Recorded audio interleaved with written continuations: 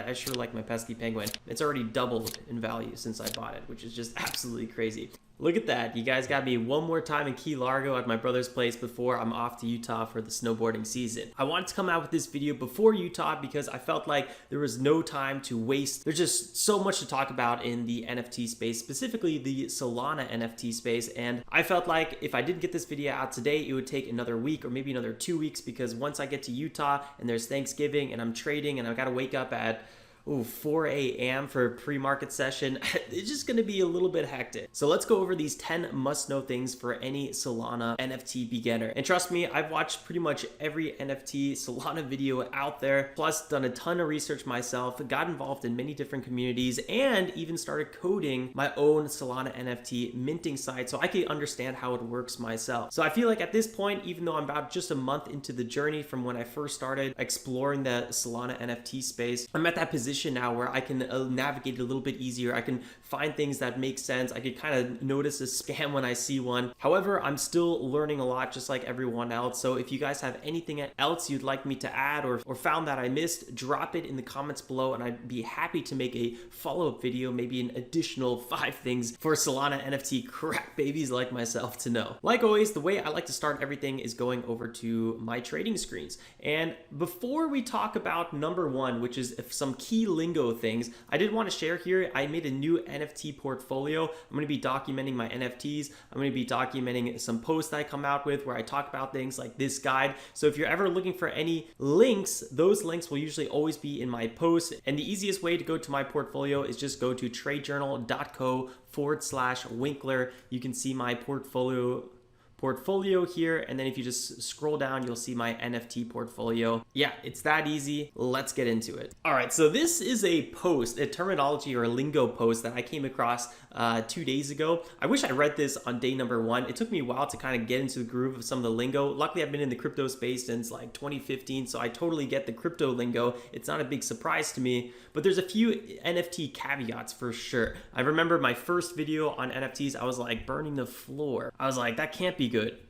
I realized it is actually a good thing. All right, so let's get into it. And this is a really good guy here made from Punk6529. This is actually a really successful NFT project. And he or she, I guess I don't really know, covers some really, really good NFTs. And if you guys want to follow him, Punk6529 or her, I really don't know. But it is an image of a guy. Anywho, let's see. And I'll just talk about which ones are kind of my favorite or the most important. Some are a little bit obvious, but some you see all the time. So I'll just kind of share some of that focus towards those. So we got good morning, we got good night, a more respectful version of sir. And then this one, the first time I read this, I was like, whack me, what does that mean? We all gonna make it. Not going to make it. McDonald's, place where people might be working at one point if Solana NFTs don't go to the moon. And I'll just kind of keep scrolling here, and you guys can obviously read this as well. Generative art. This is a good one. This one confused me at first. Obviously, when you're minting, you get a random NFT created to you. Now, this is not automatically generated when you click mint. We're going to talk about what mint means in a little bit. They've already all been automatically generated. This was like a big eye-opener to me. Everything made a lot more sense. I realized this when I started coding my own NFT mint program. Anywho, let's keep talking here. Looks rare. We'll talk a little bit about rarity. Each NFT mint has a different amount of rarity, usually. FOMO, if you're missing out, so you guys already know that. One-to-one art is like when an NFT matches classic art, seasons, market cycles. In real life, this is a good one. Probably nothing. I'm in the pesky penguins community, and they just said this one so well. Where I forgot who it was, but some pesky penguin was like, this name of celebrity, I forgot who the celebrity was, just bought a pesky penguin, and then comma, probably nothing. Here's another example. Visa bought a punk. Probably nothing. Yet, that's a big confirmation or a really bullish sign and a big confirmation towards the project. Liquidity, mint. Okay, so this is a big one. This is what we really need to know here. Mint, it's basically when an NFT launches. And I think the best way to explain pretty much anything is always have some sort of relationship so we can instantly correlate it with something else. So the easiest thing to think about for a mint is like when a company goes public and it IPOs. It releases all its shares into the world and it raises a bunch of capital for its its own project. What it does with that capital is a whole different discussion. That's like, we'll talk about DAOs and stuff like that a little bit later. But basically, the mint is where, boom, NFTs are released into the world. There's usually a mint date. There's like 5 or 10,000 or something like that. NFTs ready to be sold. They sell all at a specific mint price. If that takes, just a few minutes, or if that takes a few weeks, and then it goes into the secondary markets, which is like the normal stock market. But for NFTs, you have these secondary marketplaces. Like with Ethereum, you have OpenSea. But we're going to talk about some similar Solana NFT marketplaces as well, and also rank them. I think that's really important. Let's see. Okay, so floor price this is a good one to know. This is when your NFT reaches, or the new minted NFTs reach the secondary market, and they're trading on the secondary market, and the lowest price NFT is the floor. So I'll give you guys some examples on that a little bit later. But just a good way to think about it is if a project mints and they mint 10,000 NFTs at, let's say, 1 SOL per mint, and then those NFTs now are trading on a bunch of different secondary exchanges, and you have these NFTs ranging anywhere from, let's say, 5 to 600 Solana based on the rarity. The lowest priced NFT is that 5 SOL. And since there's many different exchanges, you might have to check out different exchanges to find the real floor price. Now, there's many websites that will do that for you, and we'll talk about some exciting websites to definitely check out and bookmark as well. OG, Original Gangster, you guys probably know that. Alpha, I mean, this is a classic finance term. That's like generating alpha. Can you beat the beta? Beta is like your basic index. Can you beat the index? What do you bring to the table? Money laundering, JPEGs, delist. Delist, yeah, another thing. If a brokerage, a secondary marketplace, delist your NFT. We'll talk about one thing to watch out for that NFTs have as well later on in this video that might get them delisted, because there's some delistings going on right now. Discord, if you guys don't have a Discord, we'll talk about this later. Definitely get it. Roadmap, what a project plans to do. It's kind of like a roadshow in a way when a company IPOs, but a roadmap is a little bit more like guidance and forecasting and so on and so forth. Let's see. Gas wars, blah, blah, blah. This is a really important one. Rug, oftentimes known as rug pull. That's basically when a project is out there just to get your money, and they're just trying to mint for maybe a low price or something. It doesn't have to be necessarily low price, but they don't really have a good roadmap. They just want to do a mint and then want to take all their money and then just want to disappear. There's been a lot of those. I know Solana NFTs specifically are just blowing up. There's so many mints happening every single day. We'll show you guys how to check out all the mints that are happening later in this video, but there's just a lot going on. So be really careful, and we'll talk about a few ways to avoid rug pulls. It's not as tricky as it actually sounds. It's not as scary as it actually sounds. Well, it would be scary if you got stuck in a rug pull, but they're pretty easy to avoid. From what I figured out. Yeah, derivative, that's like, you have like the Lazy Ape Club, which is like the OG ape NFTs, and you got like baby apes, you got woman apes, you got cyber apes, you got all sorts of different degenerate apes, you got all these different apes, and they're known as derivatives from the OG Lazy Ape Yacht Club. Going here, Noob, you guys know that from the gaming. That's like if you're new to the industry.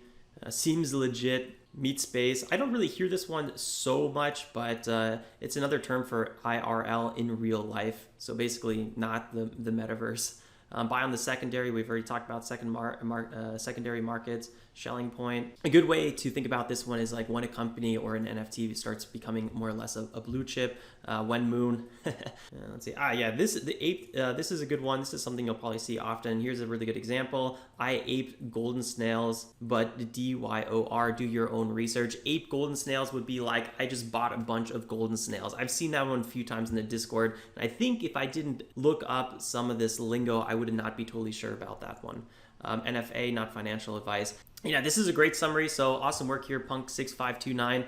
Again, the link will be in that post that I was talking about earlier in this video. Okay, so the next one is marketplaces. I'm already excited to talk about this one with you guys. I love secondary marketplaces. I don't know why, it really gets me going. So these are the 6 big ones. I ranked them by Alexa ranking, which is like an SEO ranking website.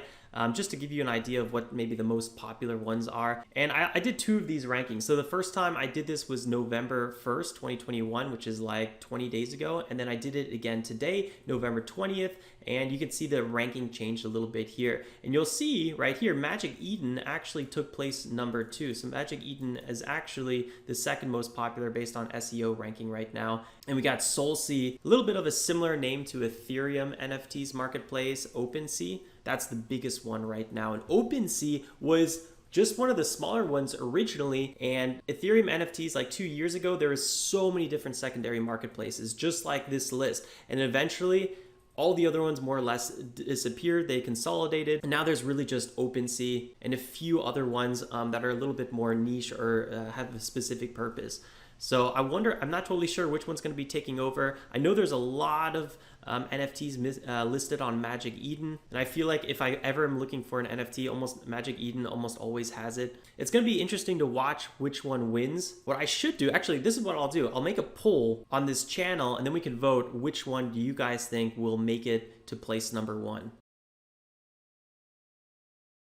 Also, there's many other exchanges that are popping up. I didn't list all of them here, but I feel like the top 6 was a good place to start. Maybe the one that actually takes over in a year from now isn't even on this list. Who knows? Got to keep an open mind in the NFT crypto space and just crypto as in general. I'll quickly show you guys what all 6 of these exchanges look like, but we'll go into each one, or not each one, but we'll go into some a little bit more when we check out some tokens and check out floor prices and things like that. So yeah, that was Solana art. Here's Digital Eyes.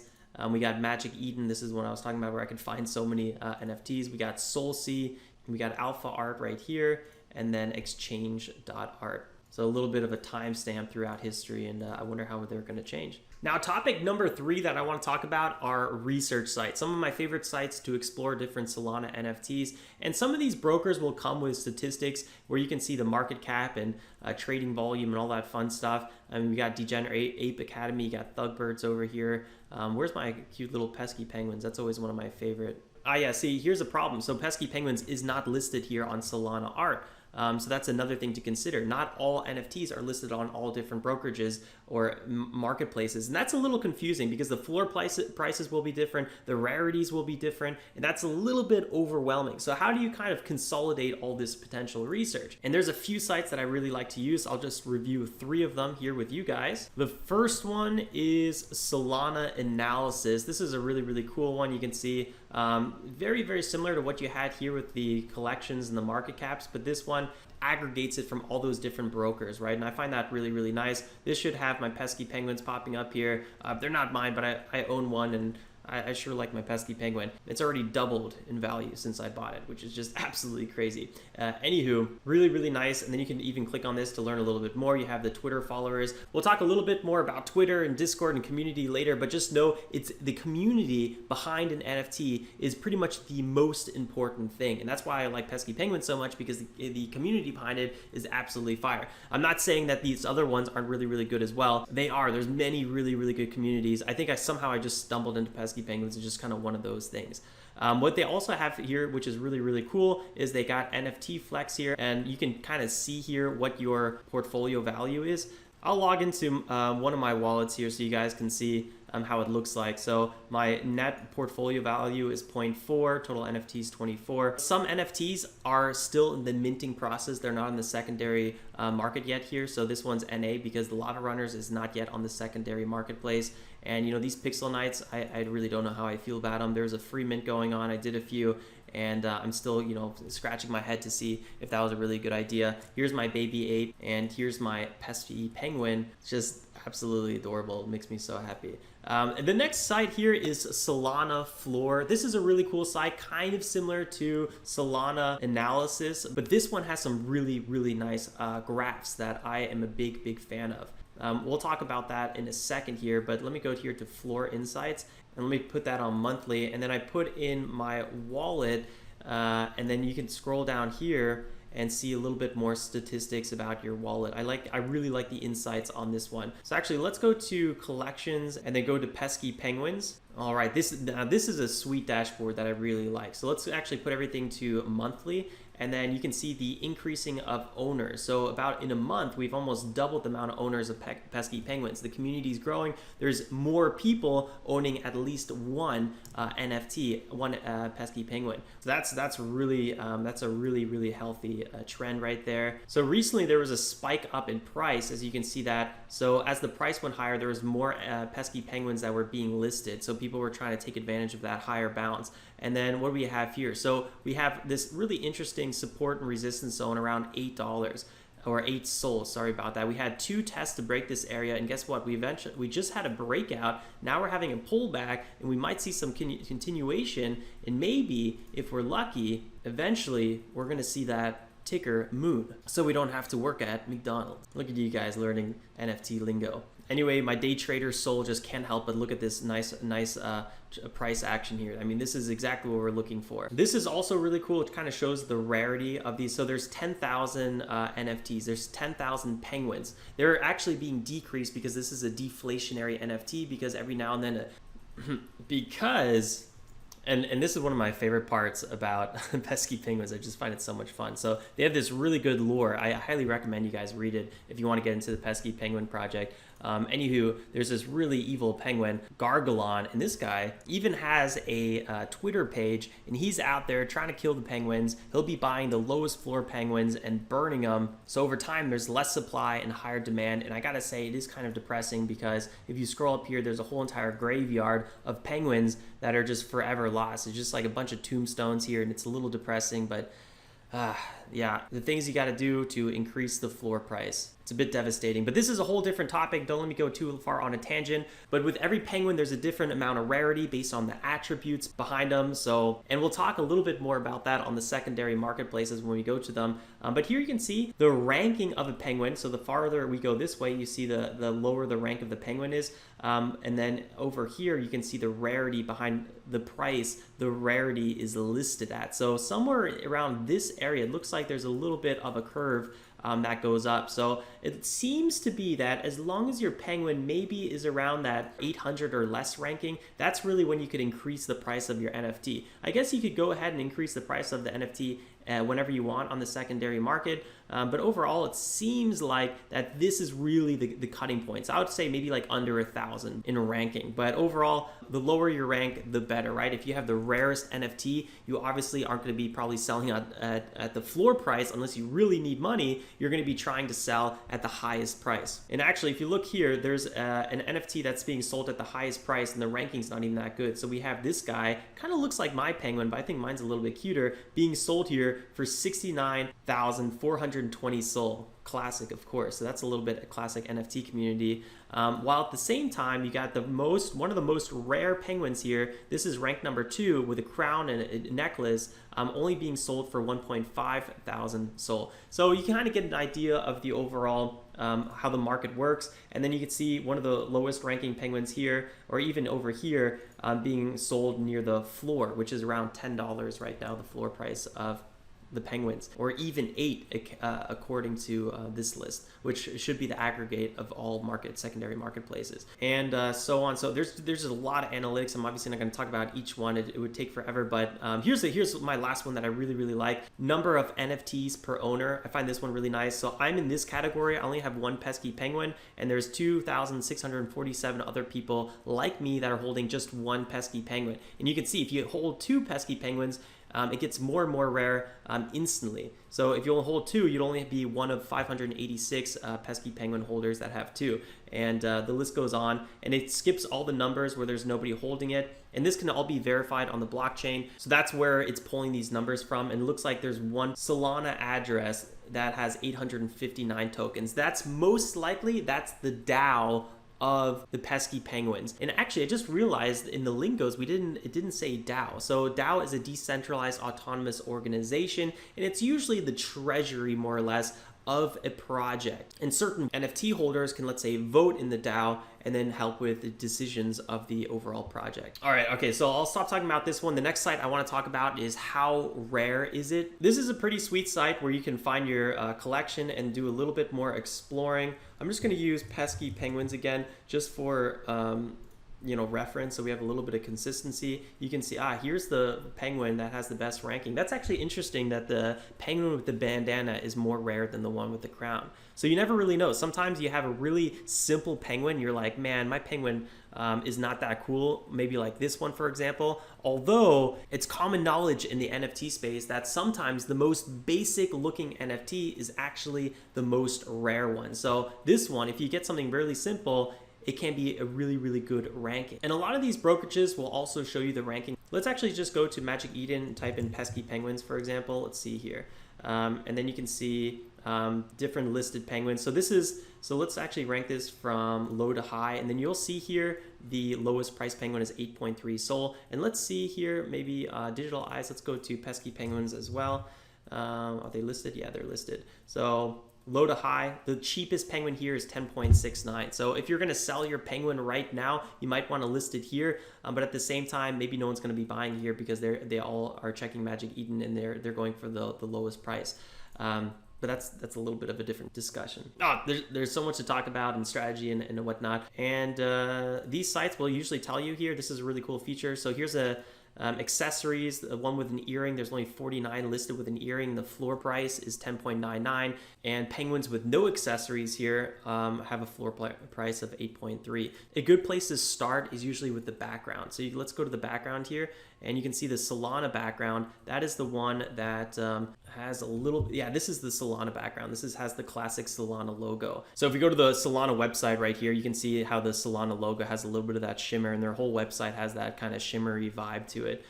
So if we just go back to Magic Eden, you can see that this one are the lowest amount of listed penguins with the highest floor price. So there you can see the rarity kind of in action there a little bit. Now the problem I have with all these rarities on different brokerages and different marketplaces is they're only showing what is listed, which drives me insane because you might think, let's say, oh, the gray background is really rare. There's only, let's say, one of them, or let's say the violet background, there's only 95 of them. There could be 300 of them or even thousands of them. You just only know what's listed here. And that's why you want to use a website like howrare.is so you can find out those exact things. Because right here, violet, you can see there's 1,139 violet backgrounds, right? So that's a little bit of an example how you would use a site like howrare.is. Okay, so we talked about Lingo, we talked about marketplaces, we talked about sites to research on, Solana Floor, Solana Analysis, and howrare.is, which gives us 6 more things to talk about. And I'll go through this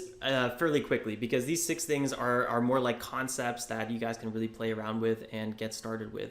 I think the first 3 were like, there was a lot to talk about and a lot to kind of digest. So number 4 is if you're totally new to this space, there's 2 things I would recommend doing. One is join a project, stick with that project, whichever one kind of meshes with you the most, and see how much you can learn from it. Just go all in on the project, or else you're just going to get overwhelmed and it's going to be exhausting and you're probably just going to end up leaving because it's just too much information. So that's what I did with Lava Runners. I joined the mint, I joined the project. I've been following Patrick Whelan for a really, really long time on his YouTube channel and his social media, and eventually he came out with an NFT and I was like, let me join the project, let me understand, let me be part of it. And that's why my Twitter profile picture is now a Lava Runner. The second thing is just really, really simply check out a blue chip. So you're not getting scammed. You're not jumping in a project that's a little bit shady. Solana Monkey Business, that's a big one. Thugbirds, this one is massive. Degen Ape Club, that's a pretty big one. Obviously, pesky penguins, guys, you don't want to miss out on that. NFL, you remember what that means? Obviously, the best way I think to do this is just go to Solana Analysis or Solana Floor and just check out the market cap. Focus on that market cap, whichever one has the biggest one. Looks like Solana Monkey Business has $270 million market cap. That's basically the floor price times the amount of collection. So let's take out a calculator here and calculate the market cap of one of these together so you guys can kind of get an idea how it works. So Solana Monkey Business, we have 5,000 NFTs in this collection. So let's type in 5,000 here. We want to times that by the floor price is usually what gets used for the market cap. 189.1. That's in Sol. And then we want to times that one more time by the price of Sol, which is the current price of Sol, which is 215.75. Ooh, Sol is cheap right now. And then let's go click equals, and there you can see the market cap which may not be super updated right now. Let me quickly check another website. So we have Solana Floor with Solana Monkey Business again. And we got the 5,000 tokens. We have the floor at 199, so a little bit higher here.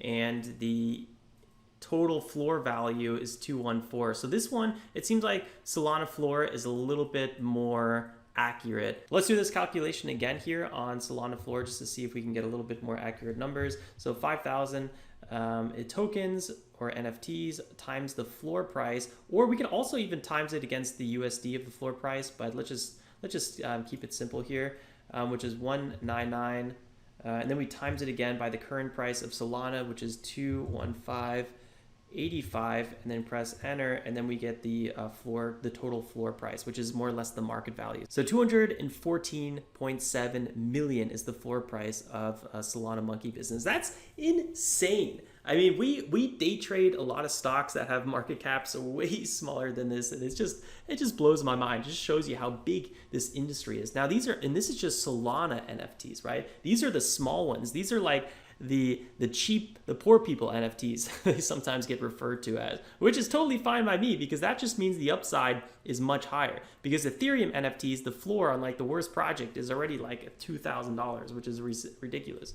So it's really hard to get into for most people. So yeah, focus on the blue chips, focus on the tickers the NFTs that are a little bit bigger. Maybe just join one of them. You get an idea of how a good quality NFT community and project work, and then start diving into the deep end a little bit more with maybe new NFTs or lower price NFTs, just so you have a point of reference. Otherwise, trust me, you will just freaking explode. And something you should be aware of for future research of new projects once you got your blue chip you really like is a lot of these marketplaces will have upcoming project releases or upcoming NFT collection releases. So you could either check out some marketplaces, or what I would probably do instead is check out Solana Analysis, because this one is more of an aggregate. I feel like some of the exchanges are a little bit picky and you'll miss some. So if you go here to, let's say, upcoming, you can see upcoming releases going on. And there's just always so many happening. I mean, look, this is all just for the 20th. That's today. This is just for today. That's absolutely insane. So the list goes on and on. This is like everyone and their grandma's minting right now. And how rare is, they have upcoming drops here you can click on and you can see it. I mean, the 20th, this is insane. I think this is the most I've ever seen here in one day. What the heck? This is one day. So Sunday, you would think there's maybe less Sunday, but there's just as many. And then Monday, you definitely think there's less, and yeah, there is less Monday. But I think how rare is maybe has the nicest collection of upcoming mints. And that leads me to must know number 5, which is just beware of all the scam projects. It's absolutely insane how many, not just scam projects there are, but just scammers doing copy projects or pretending to be somebody else and just doing, fake mints and just, oh my God, there's so much scam out there. That's why I'm really saying stick with the blue chips and just try to keep it really simple for yourself. If you can explain it usually to a 5-year-old, that usually means it's a winning strategy. The second it gets too complex and too confusing and it's like, is it too good to be true? It usually is, and so just be careful. There's also some projects that are just doing things that are a little bit gray area, and here's an example, and this could be a great project, and I've bought 2 of them or 3 of them, and I'm already kind of debating if I should sell them again. Let me go here to the Angry Bunny Club, and this is a NFT that was doing really well, but they've been having some issues, and the reason for that is because they have a royalty program, which to me at first sounded really good. Basically, if you get an NFT, the NFT project will pay NFT holders, I think like on a weekly basis or something like that, and they get airdrops, and it's just like the more you hold, the more you earn. But I don't know if that starts sounding like something at one point, but it starts turning a little bit into a pyramid scheme potentially, right? You got to buy these to make money. And you might think, well, Alex, that actually just sounds like a dividend payment, right? I hold a stock and the stock makes money and it gives me dividends. It's kind of like how an NFT works, where let's just click on one of these bunnies here and go to about this collection, sales history. No, there's no sales history. Let's go to Magic Eden and then go to Angry Bunny Club. And then I think they have a little bit more information sometimes about these. About Angry Bunny Club. No, okay, here it is. Here it is. And this is almost going to be point number 6 as well. But okay, so you have your artist royalties. So every sale that gets made, 10% of that sale goes back to the NFT collection, the royalty. So the DAO of this project, that decentralized autonomous organization we were talking about earlier, boom, they just made 10% of that sale, right? So point number 6, a must know number 6 is you want to stay clear of DAOs that are over 10% in royalties or even close to 10%. Some of the best ones, let's go back here on Magic Eden, or some of the popular ones like, let's say, Pesky Penguins, they have a royalty right here of 5%. That's a much more reasonable. Sometimes they're even 3, 4, 5. I think 7% is still okay, but that's definitely on the high end for sure. Once you start seeing 10 and anything north of 10, it kind of feels a little bit like a rug pull, like the project is just trying to make a bunch of money. Now, the reason I think Angry Bunny Club was at 10 is because they had that royalty incentive program where they want to pay holders for holding, right? So the more you earn, the more you make. The problem is the SEC, the US Securities and Exchange Commission, has been talking about these kind of utility tokens where you can earn money by holding them, a little bit like potential pyramid schemes, and they might go after them. And now on the Ethereum and Solana marketplaces, they started delisting some of these tokens because they don't want the SEC going after the marketplaces. So the marketplaces don't want the SEC going after them. So it's a little bit of the thing where, you know, until it's decided if it's good or bad, or if the SEC, you know, finds it illegal or not illegal, a lot of players are just going to be like, pause off, I don't want to be part of it, until it really has a legal framework around it, which means you could be buying these at really low prices with massive upside potential, or they could just be going worthless. But I guess that's why they're a little bit cheaper right now. Or there's just no one buying them. While when you go to Pesky Penguins here, you know, this Pesky Penguin was sold October 10th for $239, and then it was sold again for $599, and right now it's being listed at 8.3. So there's a really nice consistent up chart on the floor of Pesky Penguins. Point number 5 really was just be careful. There's a lot of scams and there's a lot of sketchy projects, and there's just a lot of gray area that hasn't really been discussed.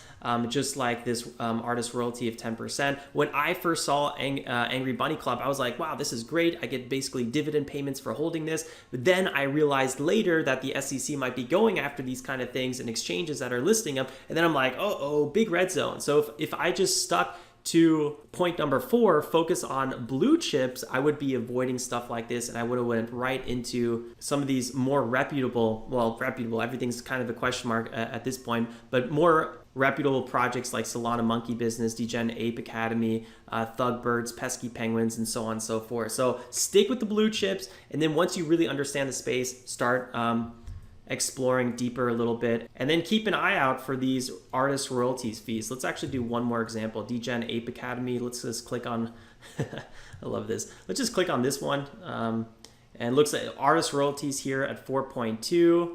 So that's good. That's below 5. That's really good. So Solana Monkey Business. Let's go to another one. Oh, there's only 3 listed here, so that's crazy. The floor right now is 513. You guys are probably getting the hang of this now a little bit. Artist royalty 5%. So it's like anything, you know, around 5% or lower is ideal. I think 7% is already getting kind of at that high point, but it's probably still okay. And then that 10%. I feel like I've only seen projects at 10% that are a little bit like, what's going on? And there's a lot of controversy around them. We'll see what happens. Maybe, you know, this industry changes so much every month, but this is kind of a good rule of thumb so far from what I've learned. Okay, so let's talk a little bit about wallets here. Must know number 7, I think it is, Phantom Wallet. This is where you can store your NFTs, your Solana. You can stake Solana on it. This is one of my favorite wallets. I came out with another video on my YouTube channel. Let's scroll down here a little bit. Where is it hiding? Here it is, how to buy Solana NFT Mint, where I talk about the different wallets. So I'm really not going to talk about it so much in this video, but this is one of the big ones. Really nice Chrome extension. I'm a big fan myself, but I do not recommend parking your NFTs here long term. I don't do it myself. What I would do is already Solana NFT must know number 8, and that is use a hard wallet to store your NFT. And the reason for that is all somebody would have to do is have a keylogger, and then when you're not looking, go into your wallet, type in your password really quickly, and then boom, they can send out your NFTs from your Phantom wallet because there's no double authentication in your Phantom wallet. So I always keep my Phantom wallet very, very empty. And I'm sure you guys are already aware there's two really, really popular crypto hardware wallets. The first one is Ledger, where you can get one of these bad boys to not necessarily store your crypto. No crypto is stored on a wallet, but these things act as a key to where a hacker couldn't just go on your computer and, let's say, type in your password and then send off your Bitcoin or your cryptocurrency or your NFTs or whatever it is. They would need more information. They would need a PIN code. And this is basically what's known as storing your crypto offline or in a cold storage or a hardware wallet. There's so many videos on this that I'm not going to really go into this on detail because this is not really the video for that. Now, the popular debate is always what's better, Trezor wallet or Ledger wallet. It's pretty much like the first thing you do when you start Googling wallets.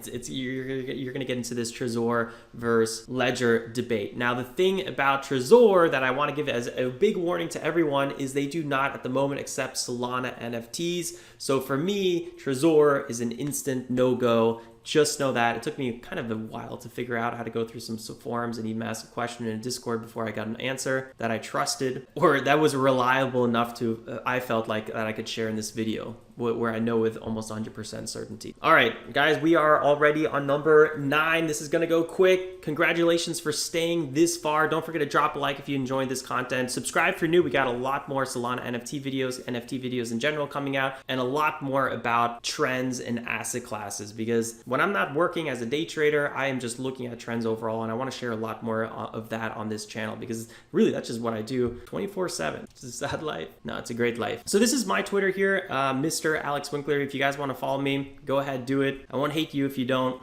I do have some giveaways in mind with NFTs planned. And since I'm not the biggest tweeter, there's not a lot of people probably going to partake in these giveaways. So if you guys do want to have a high chance of actually winning a giveaway, definitely subscribe. So if you have Twitter, great. Start following projects like Pesky Penguin.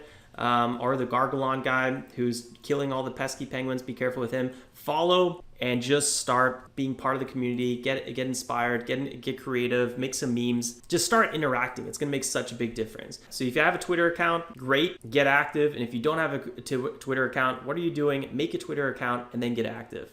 And then the second thing, which is pretty much the mother lode of all things, is Discord, guys. If you are not part of Discord, you need to get on Discord if you want to interact with these communities. Now we have the Trade Journal Discord, which is part of, obviously, tradejournal.co, and this is where all our traders hang out. Usually on the weekend, it's a little bit more quiet, but this is where I hang out for at least 3 to 4 hours every single weekday morning doing my pre-market day trading. Right now, there's 86 traders online, and we're at 1,100 people in this Discord. And we have a new NFT section in here as well, where I share a lot of the NFT things that I'm currently working on. But you can see Lava Runners, Pesky Penguins, Baby Apes. These are all 3 projects that I'm part of, and then some other ones that I'm looking into or might be joining. And there's just so much to learn on Discord, and this is really a must-have if you want to get serious about the NFT space. A lot of these NFT communities also, they share a lot of good alpha, so things that you should be looking into. They do airdrops, they do giveaways, so you can get probably started for free and start collecting NFTs just by being part of the Discord. Maybe not the bigger projects, because those are more or less blue chips, and they're not going to be giving away, free NFTs too much. But let's say Lava Runners, for example. I mean, these guys are just shelling out free giveaways. They got games going left and right. I think Monday next week they got, if you check here on the announcements, I don't know if I'm really allowed to be sharing a few of these things, but I think the Discord is still open, so you can still get in it. And that's another thing. Before it's too late, you want to join these Discords, because a lot of them will close out at one point just to keep it a little bit more secure and discreet and so on and so forth. So this is actually the game here. This is going to be happening on Monday, play to earn, where first place gets 7 Solana, second place gets 2 Solana, third place gets 1 Solana, and then everyone else gets free NFTs. And this is for playing their Lava Runner game, which is in beta mode right now, and it's only going to be active for 5 minutes. So the chance of you making that leaderboard is exceptionally high. I mean, just ridiculously high. I know I'm going to be taking my girlfriend's iPhone and I'm going to try to get some NFTs here, or maybe some Solana. But that's what I'm saying. So some of these smaller projects, there's a lot more upside potential, but with the bigger ones, you can just really learn a lot. And I'm just such a big fan of the Pesky Penguins Discord and community and everything. So yeah, I'm not going to keep talking about it because it's going to get a little weird. Oh, there they are again. And then back to Trade Journal. Remember, guys, I'm going to be sharing all my NFTs and all this fun stuff here on Trade Journal so you guys can see my collection and everything that I have planned going forward. But the most important place probably right off the bat is just follow me on Twitter if you want to stay up to date with everything. And then join our Trade Journal Discord, which in the footer here, you can see our Discord link. Or if you go to tradejournal.co/connect, you can get a little bit of a, how to get started here. And step number 2 is already join the Discord. And this is where we're always hanging out for day trading pre-market. So it's just like, it's such a fundamental part of everything in pretty much the online world, especially with NFTs. Oh my God. I don't know if you guys can see my eyes, but I feel like they're turning inside my head right now. This was a long video, so big congratulations for making it till the end. As a little bit of a special for getting here, I will do a giveaway before the end of the month, maybe a Thanksgiving giveaway or something like that. If we get 10 comments, do a giveaway. Otherwise, we're just gonna have to wait a little bit longer until I start doing any giveaways because I ain't got that many NFTs to be giving out. Greedy bastards.